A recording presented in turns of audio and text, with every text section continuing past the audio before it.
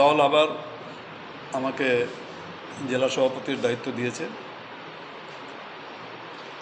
দলের আমাদের নেত্রী মাননীয় মমতা বন্দ্যোপাধ্যায় এবং আমাদের তৃণমূল কংগ্রেসের সর্বভারতীয় সাধারণ সম্পাদক অভিষেক বন্দ্যোপাধ্যায়ের প্রতি কৃতজ্ঞতা জানাচ্ছি।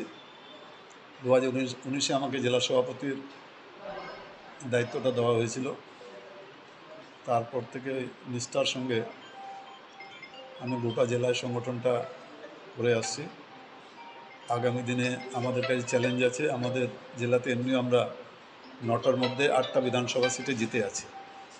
আমাদের কালিয়াগঞ্জটাই একমাত্র তৃণমূলের এমএলএ নেই। 2026 নির্বাচনে আমাদের টার্গেটই হবে 9টার মধ্যে 9টাই জেতা। স্যার, আপনাকে জেলা সভাপতি করা হয়েছে পুনরায় এবং চেয়ারপারসন পদে হামিদুর রহমানকে করা হয়েছে চোপড়ার বিধায়ক। এই বিষয়ে কি বলবেন? না, খুব ভালো। হামিদুর রহমানের সঙ্গে এমনি আমার পার্সোনাল রিলেশন খুবই ভালো। ওরও অনেক দিনের ওরও রাজনৈতিক অভিজ্ঞতা আছে। আর এবার তো দার্জিলিং পার্লামেন্টারি কনস্টিটিউয়েন্সিতে চোপড়া বিধানসভা থেকে সবচেয়ে বেশি লিড দেওয়া হয়েছে। বলতে গেলে 1 লক্ষ ভোট মোটামুটি লিড দিয়েছে চোপড়া বিধানসভা।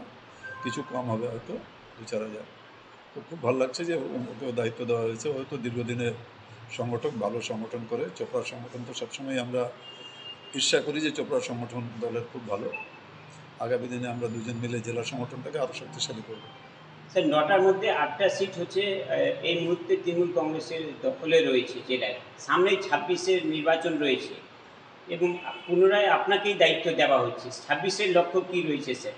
26-এ আমাদের টার্গেট আছে 9টার মধ্যে 9টাই আমরা নেব। সংগঠনের ভিত্তিতেই বলছি যে আমাদের সংগঠনটা গোটা জেলায় খুব ভালো সংগঠন আছে। 9টার মধ্যে খালি কালিয়াগঞ্জটাই বিজেপি সোমেন রায় জিতে আছে। সে একসময় তৃণমূল কংগ্রেসে আসছিল, পরে আবার বিজেপিতে চলে গেছে। আমরাও একসময় কালিয়াগঞ্জে বাই ইলেকশনে আমরা জিতেছিলাম। এবার আমাদের টার্গেট হবে 9টার মধ্যে 9টাই জেতার। বলছি আরেকটা বিষয়, এখন জেলা সভাপতি হওয়ার পরে তৃতীয়বার আবার কি নতুন করে ব্লক সংগঠনকে সাজানো হবে?